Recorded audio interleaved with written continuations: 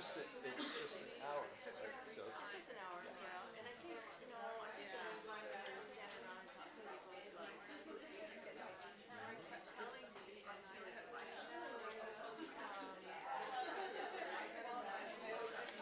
a neighbor to the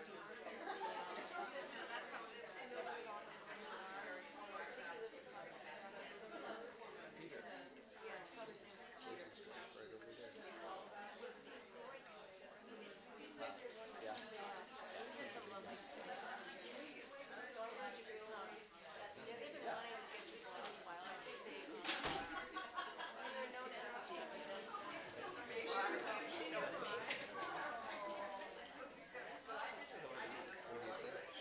well, Mary's gonna Okay. say a few words about the series and then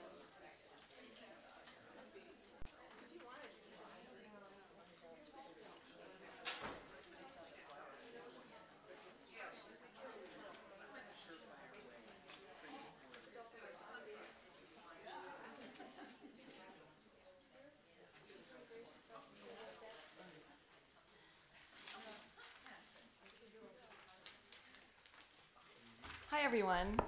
Welcome to the Albany Library, Albany YMCA, Brown Bag Speakers Forum. My name is Mary D'Elia, and I'm the Health and Wellness Director at the Albany I was going to say the Albany Library, but not. Together with Vivian Jacquette, we put this series on, and I just wanted to bring your attention to two upcoming speakers. Next month, we have John Baer, who is actually a member of the Albany Y, and he's written about 35 books on all different kinds of topics, but one of his most famous is called Send This Jerk the Bedbug Letter, How Companies, Politicians, and the Mass Media Handle Complaints, and how to be a more effective complainer. And then he told me, I'm probably the only person who's ever written a dissertation on complaining. But one of the things that is great about it is it's actually about getting your voice heard when you have something that you need to say. And so many of us are often frustrated by that process. So anyway, he should be very entertaining as well as very informative. That will be February 10th, Monday, February 10th. And then in March, we have on March 10th, Kim Bancroft, who is the great-great-granddaughter of Herbert Howe Bancroft, and she's going to be discussing her book, Literary Industries, Changing a Vanishing West, and it's about him and about his path towards what he did in his contribution to California. So today I'd like to introduce Joyce Ryband, who is here at the library, and she was the one who arranged for our wonderful speaker today. So without further ado, Joyce is going to introduce today's speaker. Hello. I've been a member of James Baraz's meditation community since 1991 and have taken the Awakening Joy class 3 times. Yeah, it's worth repeating, definitely, because there are things that you can cultivate in your life, and it's ongoing. So James has been teaching meditation since 1978, and he's a founding teacher at, can you hear me? At Spirit Rock Meditation Center in Marin, where he teaches classes and retreats, coordinates a training program for new teachers, and is a teacher advisor to their popular family and teen programs. These are among many other contributions there. He also leads retreats, workshops, and classes throughout the U.S. and internationally. Around 14 years ago, he received this book as a gift. It's called How We Choose to Be Happy, The 9 Choices of Extremely Happy People. He quickly recognized that the choices these extremely happy people were making were closely related to the Buddhist principles he had been teaching and could therefore be cultivated through practice. Soon after, he began developing a course to make these principles accessible to anyone, whether or not they were interested in Buddhist philosophy. In 2003, James began teaching the Awakening Joy course in a very modest way in his living room. This course is now internationally recognized and has touched the lives of literally thousands of people worldwide. It is offered annually both here in Berkeley and online. In 2010, James published a book based on the course, which he co-authored with Shoshana Alexander, entitled Awakening Joy, 10 Steps That Will Put You on the Road to Real Happiness. And by the way, both of these books are available here in the library. So please join me in welcoming James Baraz.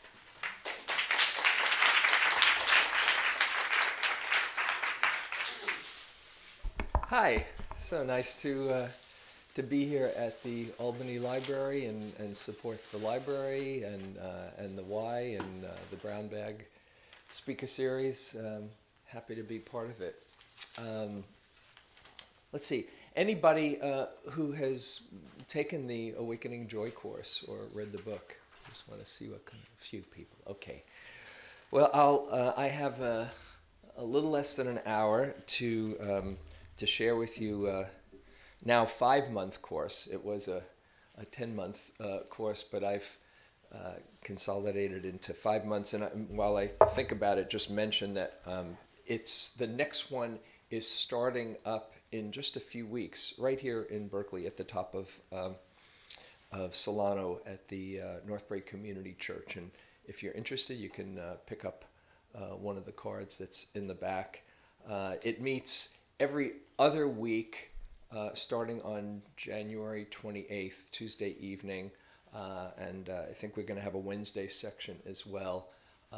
And you can do it live or do it online. There's no failing this course. There's no guilt. There's no pressure. You do it as a nourishing experience and do whatever you do and feel good about it and not think, oh, I'm behind on my work and all. And it's fun. I do it, besides what I share, there's really fabulous, gifted speakers and teachers. Like this year we'll have Barbara Marks Hubbard and Sylvia Borstein and Rick Hansen, the neuroscience expert, and Angeles Arian, and people like that who are quite gifted hearts and minds. It's one of the blessings in my life that I know some really neat people and love to share them with others. So this topic of awakening joy, I'll get my notes up. I'll just talk a little bit, and we can do some exercises and also not physical exercises, don't worry, have to worry.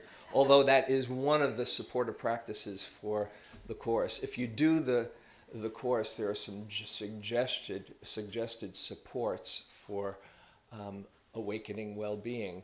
One of them is moving your body. It just helps to get out of your head, move your body in healthy ways. And singing, if you like to sing. Singing, I suggest singing every day, or some way of letting the creative spirit move through you. Dancing, writing, drawing, whatever, just letting life move through you. But anyway, we'll do a couple of exercises, experiential exercises, so it's more than just conceptual ideas that I'll be sharing. So first, I'll share with you how I got into this topic. As Joyce said, I've been teaching Buddhist philosophy and meditation both up at Spirit Rock and here in Berkeley. We have a local group that Joyce is a part of. It meets on Thursday nights, which you can go to insightberkeley.org if you want to join. And teaching that for many years. And at the first few years, I had what's called a long honeymoon period with these teachings. I felt like I had come home, and it was really the answer that I've been looking for to a whole lot of inner struggle in my earlier years. I came to the teachings with a lot of insecurity and self-judgment and just suffering inside, as most of us carry, or many of us carry. But I was very motivated when I heard the teachings saying, I want to go for that. My teacher, Joseph Goldstein, said that it's possible to not be run by your neurotic thought patterns, which had never occurred to me before. And there was something about the way he said it that I said, I'm going for that. And that was in 1974. And I did lots of retreats and lots of intensive practice. And I had this long honeymoon period where I felt at home and uplifted, and my heart was very open. At some point, I became very serious about my spiritual practice. Dead serious. Emphasis on the dead. And I lost my joy for a while. There are some teachings in Buddhism particularly which focuses on suffering and the end of suffering. The Four Noble Truths of the Buddha: there's suffering in life, there's a cause of suffering, there's an end to suffering, and there's a path leading to the end to suffering. But with a whole lot of focus on suffering, sometimes it can be lost that this is really a path of happiness. And in fact, the Buddha was called the Happy One. The Dalai Lama starts out his book, The Art of Happiness, with this line. He says, "The purpose of life is to be happy." Just take that line in. The purpose of life is to be happy. You might think, well, gosh, that seems kind of selfish or self-indulgent, or, what is that about? But when you think about it, your well-being and happiness, the greater sense of genuine fulfillment and accessing true happiness, the more all the good qualities in you shine through, and everybody is benefiting from your well-being. So given that that is so, and the Buddha said, go for the highest happiness and you'll find all the other ones along the way. True happiness is along the way. When I realized that I had lost my joy, I wanted to go back and see just what in those teachings it's said about where true happiness is found and how one can access it. That led me to looking at some very profound teachings. And as Joyce said, when How We Choose to Be Happy came out, I've been exploring about well-being and happiness for a while within myself. And Rick and Greg, the authors of How We Choose to Be Happy, who've become good friends, did research on 300 certifiably happy people over a 3-year period. And they went to, they'd go traveling all around the U.S. and abroad, and they'd go into a town that, say, in rural Alabama, and they'd go into the diner and say, who's the happiest person in town? And the people in the diner would generally agree, oh, Shirley, she's pretty happy. And then they go and meet Shirley and they say, you happy? Yeah, I'm pretty happy. And they say, can we interview some other people who might know you, like your family or your coworkers, and just see what they say? And everybody said, yeah, Shirley's pretty happy. And then they would do an extensive interview with Shirley and said, why are you so happy? And they came out with, after their 3 years of research, 9 particular principles that all of these people shared. When I read that, it really made sense, as Joyce said. Many of those, not all of them, are directly principles that you can find in Buddhist philosophy. And my book and the course, the 10 steps that will lead to real happiness, it's not all 9 plus 1. There's a few variations, but I've taken 10 principles from Buddhist philosophy that I see are very practicable, that will lead to true happiness. So those principles, and there are 3 I'll mention briefly, and then I'll see how they're applied. 3 are the cornerstone of this whole approach that I have.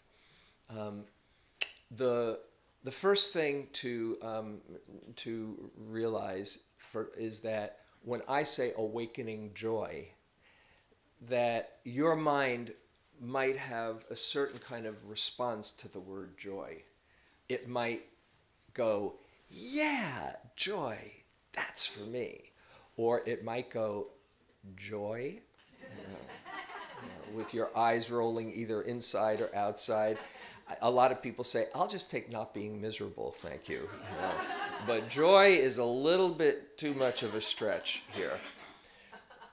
So when I say joy, awakening joy, it's one word that points to a whole range of states of happiness on a continuum, and any one is just as good as any other one. And so for each person there's a different temperament and way of expressing ourselves. Really the bottom line is a feeling of well-being. And you might call it joy, you might call it happiness, you might call it ease or contentment or peace or fulfillment or aliveness or whatever. So don't let the word joy throw you. But it's important to see that we all have this yearning for genuine well-being and happiness. Anybody here that doesn't want to be happy? And if you have a temperament that says, yeah, sometimes I like being grumpy, and you're holding back, raising your hand, but you'd really want to go, yeah, I like being grumpy, that's just your way of being happy. You know? Whatever it is that brings you a sense of ease and well-being, if you take a look at it, and I suggest don't take my word for this, do a little examination on yourself, for yourself. Just about everything that you do is motivated one way or another in the sense that this will make me feel better, or this will help ease the pain.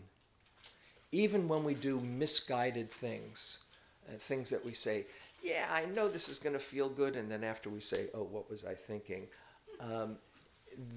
We do anything because our system is geared for a kind of yearning for well-being. Stasis, if there is well-being, or openness and ease, greater ease, if it's not. So this is just accessing something in you that is very natural, that is inherent in your being. You were born, you ever see, you're around babies, if a baby is fed and diapered and has enough love, just a little bit of love, it's all it takes, usually they squeal with delight. You know, wow, isn't life wonderful? And we love being around babies for that, among other things, for that reason. It reminds us of that natural joy. You might say, well, that was a long time ago, and I don't feel it like that these days. Not many people have the energy bunny of a baby as they grow older. But your natural state is one of well-being. And if an adult is put into what's called an fMRI machine, that can track your mental and emotional states, and that adult does not have any pain in their body or stress in their mind. That's a pretty big one right there. But if one is stress-free, pain-free, the natural state that is exhibited in the MRI machine is conscious, calm, creative, caring, and contented. That's the natural state if you're free of stress. So this is not creating something far-fetched that maybe you can find somewhere. It's what's in there and wants to come out. And that probably from time to time you experience it, but the thing is, it's possible to actually cultivate more and more this state. So first I'll mention these three principles quickly. First principle is really understanding where happiness lies. And this is a teaching on true well-being. that is associated with wholesome states. And this teaching says, cultivate these states of well-being, and when they're here, have them developed even stronger. So this is the first thing. We have to see where true happiness lies.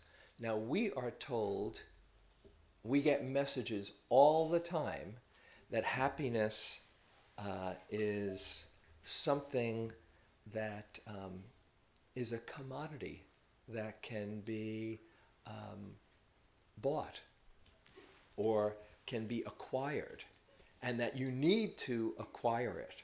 And I'll give you Exhibit A, which is, I put it in the book, but you don't get to see the full experience in the book of the picture that the words come from. This is a picture of an ad that somebody gave me a while ago. It's a 2-page ad. The ad is "The Gold Shivers," and this is the ad. Beautiful woman, draped in gold, very, very happy. Right? And the ad goes, "The gold shivers, that electric excitement, that thrilling warmth. Every new piece of gold jewelry ignites it once again. Nothing makes you feel as good as gold." Second page. "What is the real substance of a new piece of gold jewelry? Emotion, pure and powerful. From the first small shiver of excitement when a shimmering necklace of gold beads catches a woman's eye, to the great shivers of delight when the coveted object actually becomes hers. Among life's pleasures, count this deeply felt euphoria as unique. The only way to get the gold shivers is by getting the gold." It's brilliant, right? You might not even care about jewelry, but you look at that and you say, "Gee, I'd like some of that too." You know? Or you might say, "Come on, I'm from Berkeley or from Albany. I know better than that. I'm a discriminating consumer, human being who doesn't go for that stuff." The thing is, it works. That's the scary part. It works.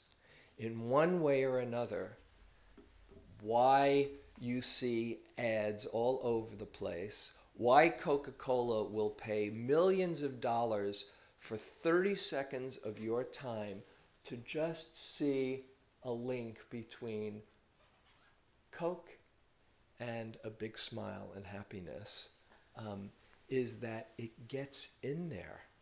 And our brains are very malleable. I was recently in Australia, and there was a big ad.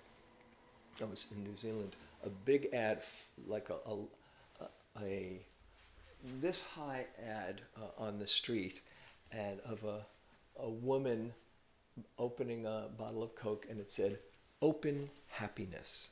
That was the ad. Really summed it up. The average American, this is in a study done in the year 2000, the average American in that study received 3,000 messages like this every day. And I think these days, if you're on the internet for more than an hour or so, just going through hyperlink reality, you probably can get that within that time. So that's the first thing, is seeing, well, where does real happiness lie anyway? Now, let me ask you, just invite you to close your eyes for a moment and get in touch with what brings you joy. You might think of some activity or experience or situation or whatever it is that brings you joy. And while you're at it, just remember the last time and let yourself remember what it felt like.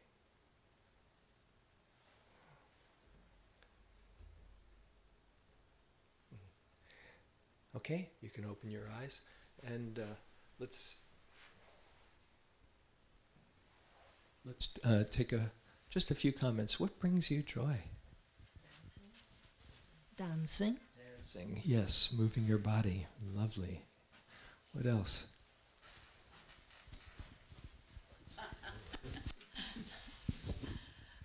Reading a great book that's a real page turner. Especially here you are in a library. It's a good place to remind everybody. I was with my family, my son, my daughter-in-law, my granddaughter, and we went somewhere. We had a nice day holiday, and that brought me a lot of joy. Just being with your family and enjoying a lovely holiday day. What else hasn't been named? Singing in a chorus. Yeah, singing, one of my favorites. My redwood tree in the back. Your redwood tree in the back, yeah, just enjoying nature. I have a redwood tree in the back of my yard too. It's pretty cool.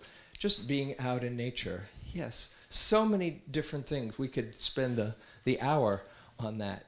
Did anybody say their jewelry? No. No. So this is the first thing is, I'll just stay out here, just remembering where happiness lies. It's not in things, it's in us. And often it's about feeling alive and just delighting in all the lovely things in life, the blessings in life. Okay, so that's the first principle. Seeing where happiness, what are called wholesome states of well-being and cultivating them, and seeing where happiness really lies. Second principle, along with those states, there's a feeling of well-being and uplift that accompanies them. When you remembered what it was like, what was the feeling inside? Anybody can say how it felt inside? Safe. Beautiful. Content. Lovely. What is it? Warm. Yes. Calm. What else? Anything else you notice? What is it? Light. Yes. Happy. Okay. But all of these, there's a particular dimension or quality that you could say is manifested with a feeling of well-being. Well, in the teachings, they suggest that noticing this, what's called the gladness that's connected with these wholesome states, is a very powerful way, the words in the discourse, to disarm all hostility, an equipment of mind to disarm all hostility. And the suggestion in the teachings is don't miss it. Pay attention to that feeling. It's one thing to know, yeah, I'm feeling pretty good. It's a whole other to know, oh, this is what it feels like to feel good. Because when you move from conceptually knowing, feeling pretty good, to, oh, this is the landscape of well-being, it deepens dramatically not only your experience in the moment, but the ramifications. You begin to, it deepens your neural pathways to well-being. And in fact, one of the things that I've found very helpful in the last 15 or 20 years has been a lot of neuroscience that corroborates these different hypotheses and principles. And one thing that the neuroscientists are realizing is that we are wired up not only for well-being, like I said, in the MRI machine, but we're also wired up to notice what can go wrong. And there's a little almond-shaped cluster of neurons in your brain called the amygdala that looks out, that scans the horizon for what can go wrong. This is not a bad thing. It's a good thing. It's a survival. It's how the species survives. However, we can get very overactive amygdalas, and many people are more scanning for danger than looking for what's good. It takes some practice to tune into the good. I came across one study that said if somebody says something sharp to you or stirs you up in some way, then it takes, on the average, for the average person, 7 positive experiences to balance that out. You know, if somebody at work says, you didn't do very good on that, that stays with you more than, hey, hi, nice to see you. Oh, how you doing? And then after a while, you start to chill out, maybe. But with practice, you can actually take in the goodness and let it deepen. As my friend Rick Hansen, who's a neuroscientist and who is part of the Joy Course, and he's written some wonderful books on this neuroscience and happiness. His last one is Hardwiring Happiness. His first, that was a huge bestseller, it was called Buddha's Brain. He says the brain is like Teflon for positive experiences and Velcro for negative experiences. And so the idea with this, this practice is to be very present for all the beautiful things in your life.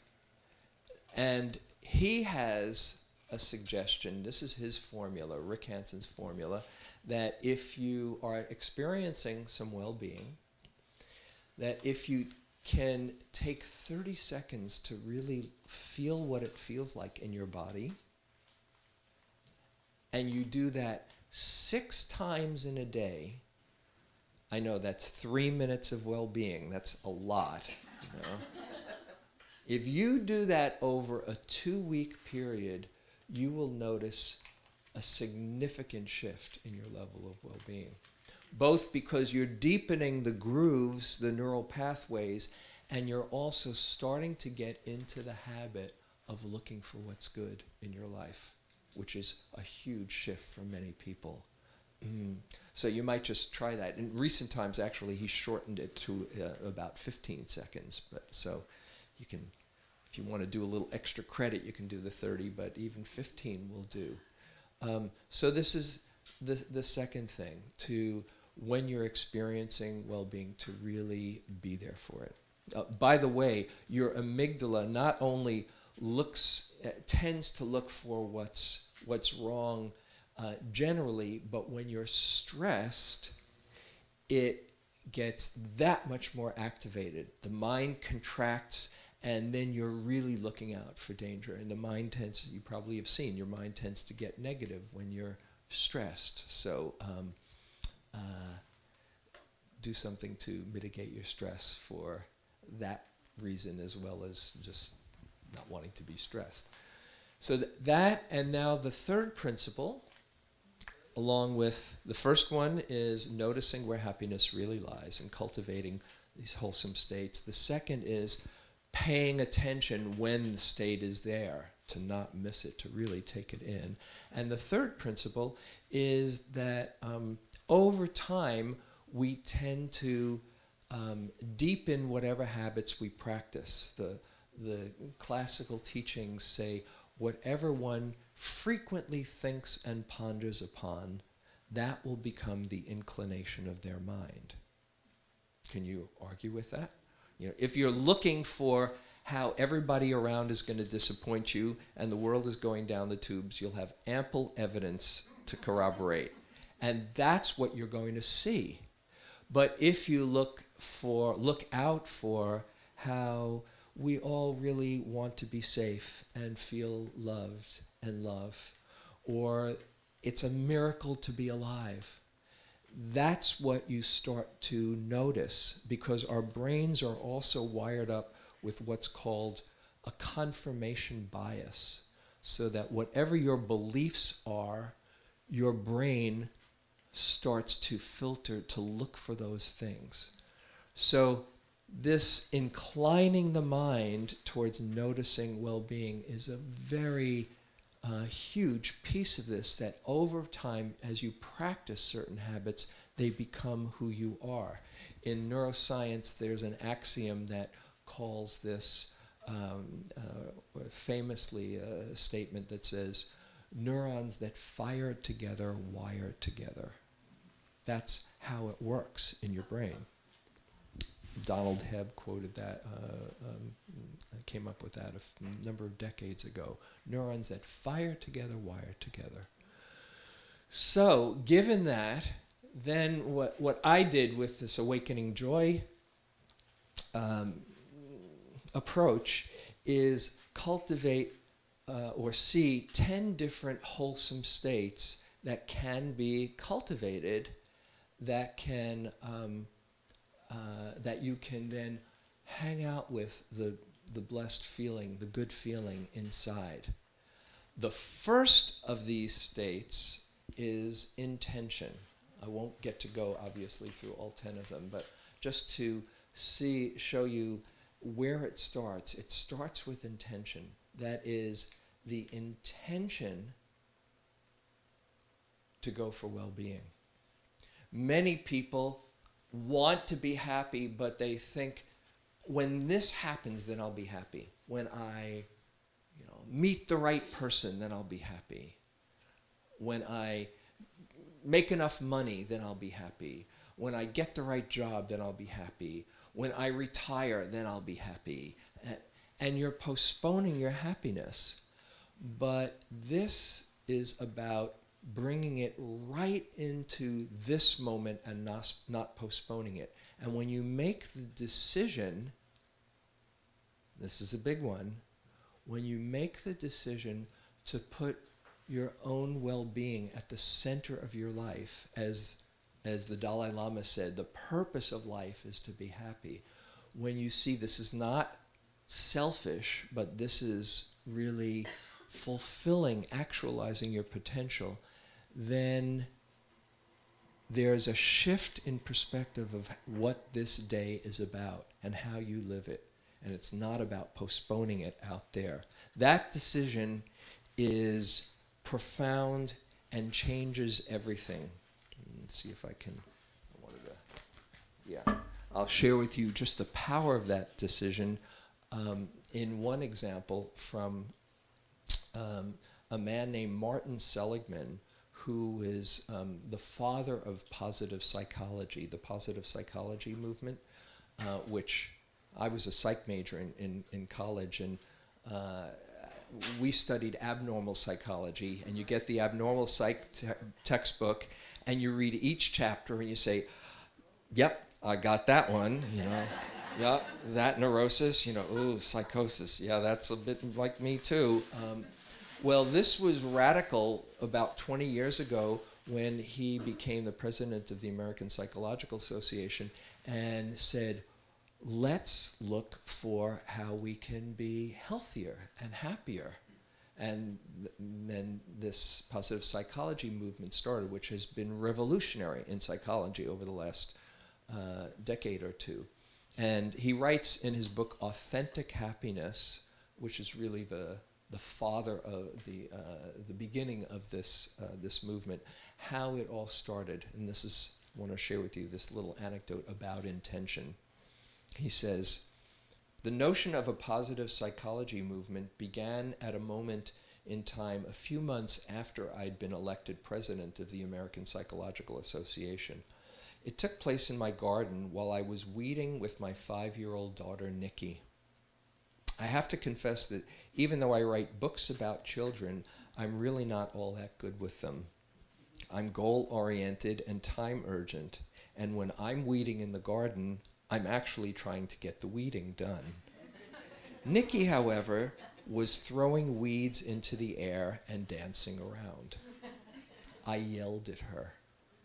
She walked away, and after a while came back and said, Daddy, I want to talk to you. Yes, Nikki, I said. Daddy, do you remember before my 5th birthday From the time I was 3 to the time I was 5, I was a whiner. I whined every day. When I turned 5, I decided not to whine anymore. That was the hardest thing I've ever done. And if I can stop whining, you can stop being such a grouch. That was an epiphany for me. In terms of my own life, Nikki hit the nail right on the head. I was a grouch. I'd spent 50 years enduring mostly wet weather in my soul, and the last 10 as a walking nimbus cloud in a household full of radiant sunshine. Any good fortune I had was probably not due to being grumpy, but in spite of it. In that moment, I resolved to change. That was the beginning of the positive psychology movement. All from that decision that his daughter woke him up to, oh, it's time to change.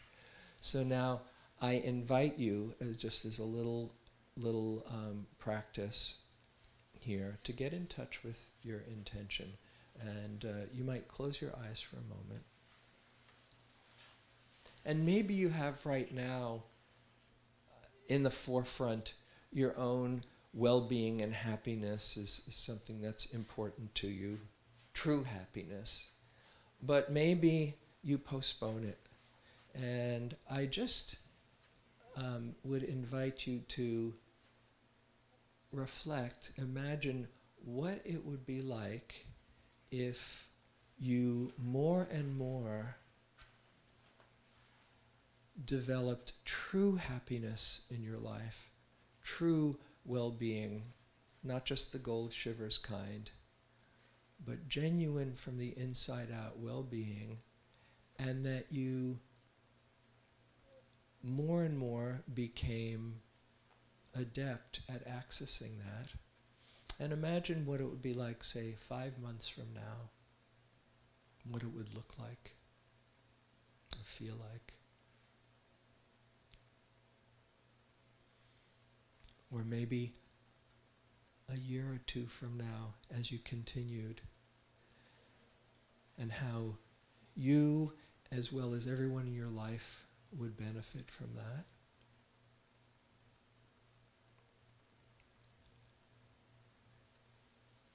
From learning more and more how to be truly happy. And now, if this seems like a useful thing to give yourself, here's the secret. Get in touch with the decision to give this to yourself. Not wishing or hoping it would happen, but just deciding to do your part to show up. And let life support you in that.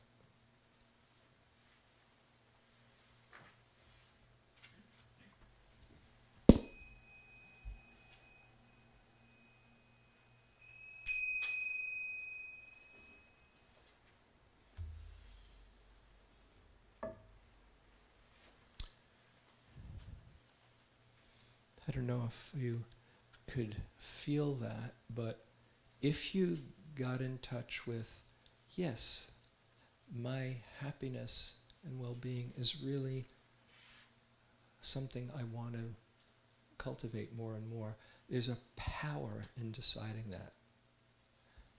That is the start of magic happening.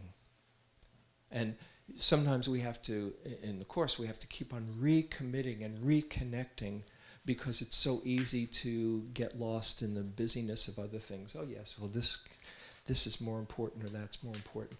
But if you see that everything is done in the context of, this is bringing me a greater ease and fulfillment and contentment, and I'm doing this in order for true happiness to emerge, then everything moves from that.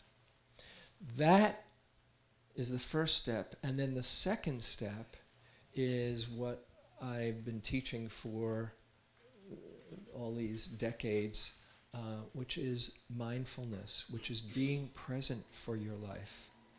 Because everything else is just secondhand. If you're thinking about what's going to happen in the future, or what happened in the past, and either dwell on it with regret or guilt or nostalgia and just living in the past and forgetting about here and now, or thinking about the future with worry and anxiety, or grasping and leaning forward, you're missing out on your life. And this is where life happens. And so the key is being present for your life. And that mindfulness is being present not only for the good stuff, but for the difficult stuff too. Because when you're present for it in a wise way, when you learn the power of mindfulness, it actually weakens the unpleasant states, and it strengthens the healthy states. So mindfulness, let me see what we're doing, is the underpinning when you're feeling a wholesome state to actually be present for it and not miss it. Now the third state, the third wholesome theme that I'll mention, and we can do a little exercise with this, is gratitude. How to apply mindfulness to gratitude and all the other states. There's many, including, I'll just mention, loving yourself, learning how to express your love to others in skillful ways, expressing your caring and compassion. These are things probably you've been working on your whole life, but there are certain principles that help them flower the most skillfully. Learning to let go, learning to deal with the hard stuff is an incredibly important piece in this. But we'll just start out with gratitude, because gratitude is a very easy way to access that wholesome state of mind. And I would like you first to go inside and think of some blessing in your life. Someone or something that you're grateful to or grateful for. You might close your eyes as you do this and bring to mind either that person or that situation, and have an image of them.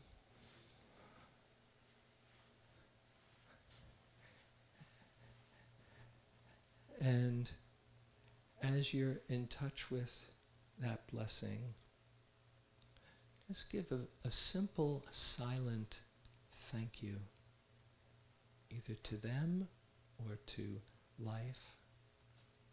Thank you. And then let yourself feel it. This feeling of gratitude.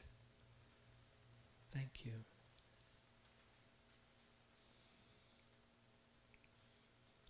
Take a nice breath. We'll do another one. Bring to mind another blessing in your life.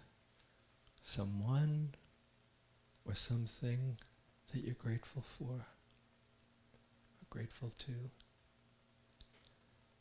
Have an image.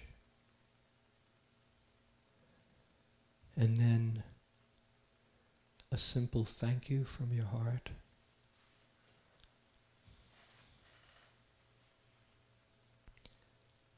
And then let your awareness feel that feeling of gratitude.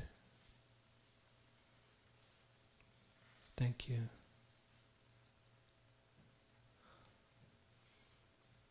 Take a nice breath. We'll do one last one. Think of another blessing. Have an image. A simple thank you from your heart. Thank you. And then bring your awareness to just take in the good, what that feels like. How does it feel in your body, in your mind, and in your heart?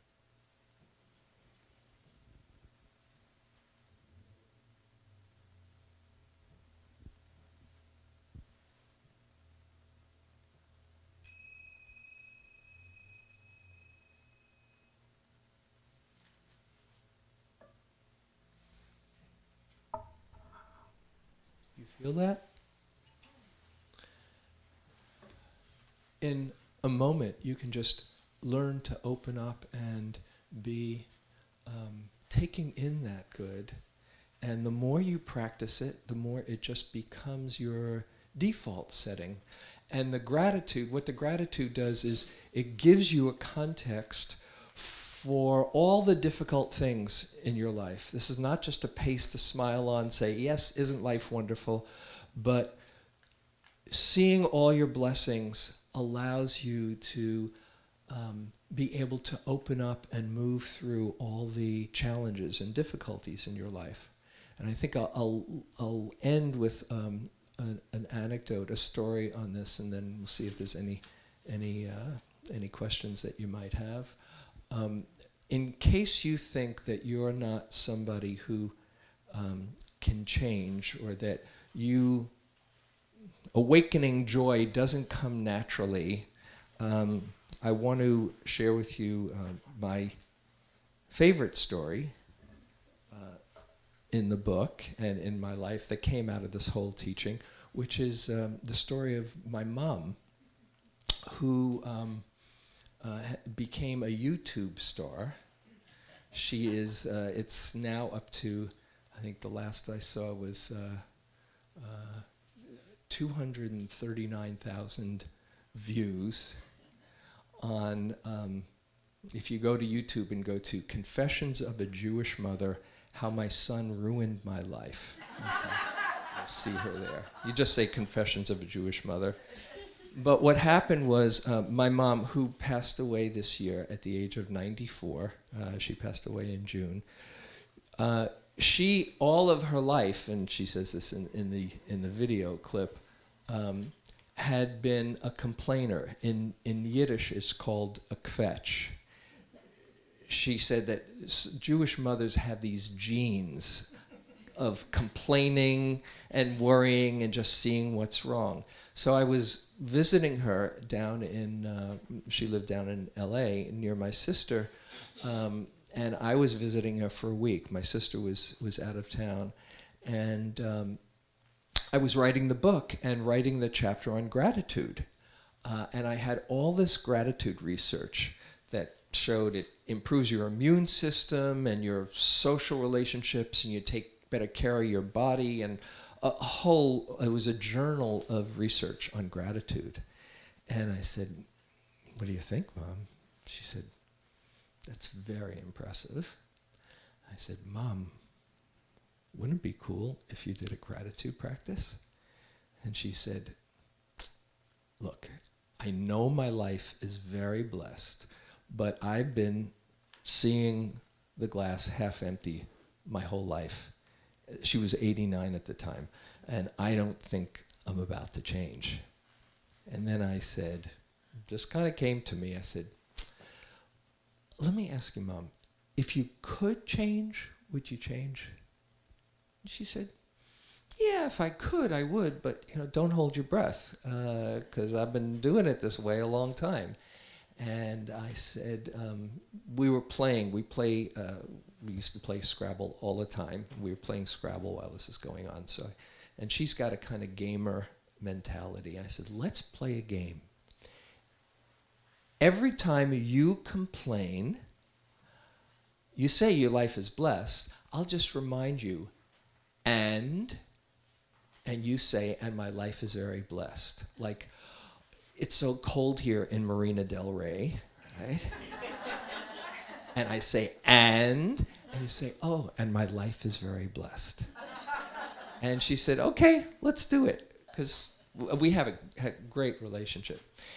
And we laughed the whole week as the complaints rolled off her tongue, one after another, and I kept on catching, and we laughed. She saw how much she did it, and it kept up after we left. I called her a lot those first couple of weeks, and a friend of hers down there continued it with her as well. My sister came back, and my sister's very similar temperament to my mom as far as the negative. Her first comment to me was, "What did you do to Mom?" She wasn't particularly thrilled, but she got used to it after a while. Anyway, it stuck. Amazingly, it stuck. It stuck, and what I write in the book is 7 months after this started, she wrote me a birthday card. In our family, we always write poems to each other for our birthdays. So she wrote this poem to me that I put in the book along with the whole anecdote. And during the time, her eyes, she was getting macular degeneration, and her eyesight was going too, because there's a reference to that in the poem. She says, "90 is just fine with me. I no longer rant and rave about where the world is heading and my exclusive job to save. I wallow in contentment and know that I am blessed, awakening to the joy of living at its best. I'm happier than I've ever been and truly mean each word. The thoughts that cause the worries now all seem so absurd. Though my eyesight has been dimmed, I see clearer than before. The glass is not half empty, it's overflowing to be sure." If my mom can change at 89, anyone can change. So don't think that, oh, this stuff isn't for me. It's deciding to change. And when she passed away, just as to emphasize, this was not just a few, a pretty poem that she wrote 7 months later. Her whole, those last 5 years were peppered with, "I'm so blessed, we're so blessed." And she knew the last year she was diagnosed with cancer, gratefully she wasn't in a lot of pain. And her whole conversation, each conversation was focusing on that. And about 3 weeks before the end, no, it was about a month before the end, I was visiting her, and I went into her room one morning, and she was very pensive, but an untroubled look on her face. And then she heard me and opened up her eyes, and I said, "Wow, Mom, what were you thinking? What was going through your mind?"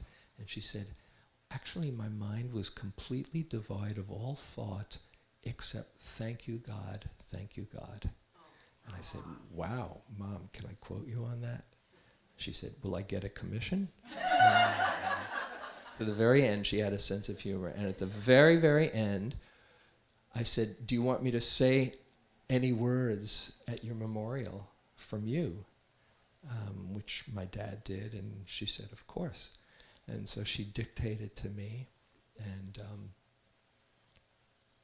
she mentioned a whole lot of things, a lot about politics, good politics. She was a Rachel Maddow fanatic and very progressive politics. But among other, then she said, "I've had such an incredibly blessed life." And then she says, "Blessed. It's such a simple word, and it means everything." And that was her last comment. And then I wish you good politics, happy lives, good politics, health, and happy lives. Yeah. So this is something that anybody can change. You can open up to seeing really the good in life. It's a decision that you can make, and it's a practice that changes everything. The more you cultivate it, the more it allows you to open up wisely to all the challenges that are an inherent part of life. And hope that maybe I whetted your appetite to take the book out of the library, or or do the course, or whatever. And it's just about near the end. So, I don't know if there's time, or if anybody has a question, or take a few moments.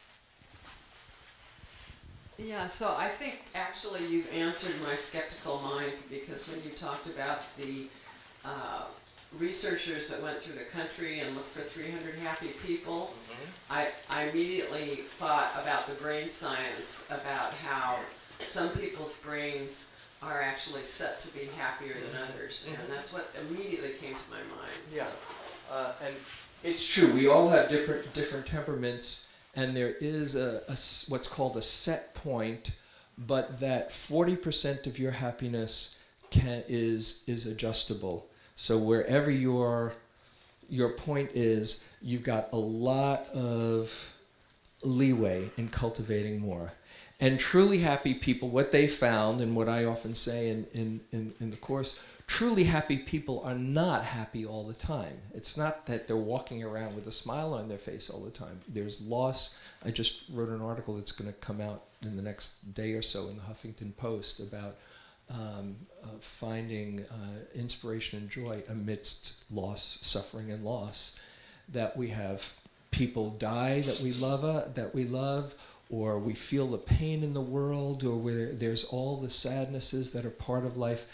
And truly happy people open up and feel all of those things deeply, but are not overwhelmed by them, and don't miss all the beauty and the goodness in their life, and are uplifted by those too. So this is about the full range of being human. Anything else before we go? I know it's just about time.